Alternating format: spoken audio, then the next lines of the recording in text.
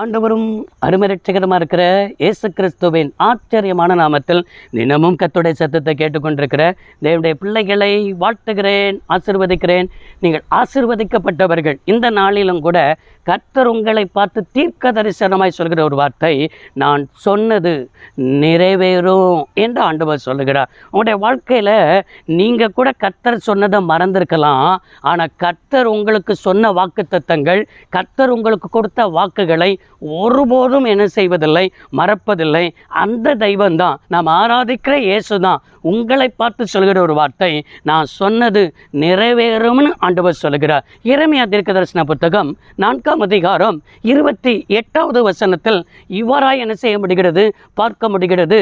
நான் அதை சொன்னேன், அதை நிர்ணயம் பண்ணினேன், நான் மனஸ்தாபப்படுவதும் இல்லை, நான் அதை விட்டு திரும்புவதும் இல்லை என்று என்ன செய்கிறார், ஆண்டவர் சொல்லுகிறார். இங்கே நன்றாக இந்த வசனத்தை கவனித்து பார்த்தீர்களா?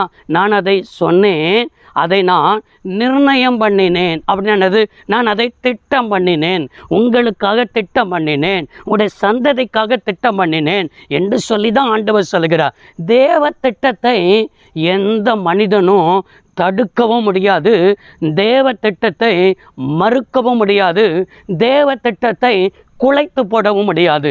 தேவன் நிர்ணயம் பண்ணிட்டார்னா அது நிச்சயமாக என்ன செய்யும், நிறைவேறும் என்பது தான் ஆண்டவர் சொல்லுகிறார். ஆண்டவர் ஒரு காரியத்தை சொல்லிட்டு, ஐயோ நான் அந்த காரியத்தை சொல்லிட்டேனே என்று சொல்லி அவர் மனஸ்தாபப்படுகிறவரும் கிடையாது.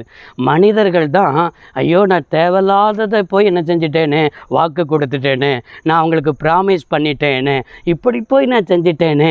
சொன்ன ஒரு காரியத்திற்காக, சொன்ன ப்ராமிஸ் பண்ணினதற்காக மனிதர்கள் தான் மனஸ்தாபப்படுவார்களே தவிர, என் தெய்வம் சொல்கிற ஒரு வார்த்தை, நான் மனஸ்தாபப்படுகிற தெய்வம் அல்ல. நான் என்ன செய்யணும்னு சொன்னால், எந்த காரியத்தை உங்களுடைய வாழ்க்கையில் சொன்னேனோ அதை விட்டு திரும்புவதும் இல்லை என்று ஆண்டவர் சொல்லுகிறார். சில மனிதர்கள் சில காரியத்தை ப்ராமிஸ் பண்ணிட்டாங்கன்னா அந்த காரியத்தை நம்ம அவரிடத்துல எதிர்பார்த்து அவரிடத்துல சில காரியத்தை எதிர்பார்த்து கேட்போம், இல்லை ஃபோன் பண்ணி கூட என்ன செய்வோம், கேட்போம். கேட்டால் ஒரு முறை ஃபோனை எடுப்பார்கள், அடுத்த முறை ஃபோனை சுவிட்ச் ஆஃப் பண்ணி விடுவார்கள். இல்லை என்றால் சில மனிதர்கள் ஃபோனை பிளாக் பண்ணி கூட என்ன செய்து விடுவார்கள். இது மனிதருடைய வழக்கம். ஆனால் என் தேவன் சொல்லுகிறார், நான் நிர்ணயம் பண்ணிட்டேன்னா நான் அதை விட்டு மனஸ்தாபப்படவும் மாட்டேன், நான் அதை விட்டு என்ன செய்ய மாட்டேன், திரும்பவும் மாட்டேன். எவ்வளவு நல்ல தெய்வம் தெரியுமா? இந்த தெய்வம் தான் இன்றைக்கு உங்களை பார்த்து சொல்கிற ஒரு வார்த்தை, நான் சொன்னது நிறைவேறும்னு சொல்லுகிறார். அதை விசுவாசிக்கிறீங்களா? உங்களுக்கு எதை வாக்கு பண்ணியிருக்கிறாரோ, எதை தருவேன்னு சொன்னாரோ, ஆபிரகாமுடைய வாழ்க்கையில் வானத்தின் நட்சத்திரங்களைப் போல பெருக பண்ணுவேங்கிறாரு. ஆபிரகாமுடைய வாழ்க்கையில் கடற்கரை மணலத்தனை போல பெருக பண்ணுவேங்கிறாரு. நீ நடந்து திரிகிறதான இடத்தை நான் உனக்கும் உன் சந்ததிக்கும் தருவேன்னு சொல்லுகிறாரு.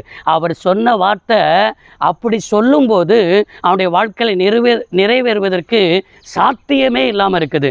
ஆனால் ஆபிரகாம் அந்த வார்த்தையை விசுவாசித்தான், அது அவனுக்கு நீதியாக எண்ணப்பட்டது.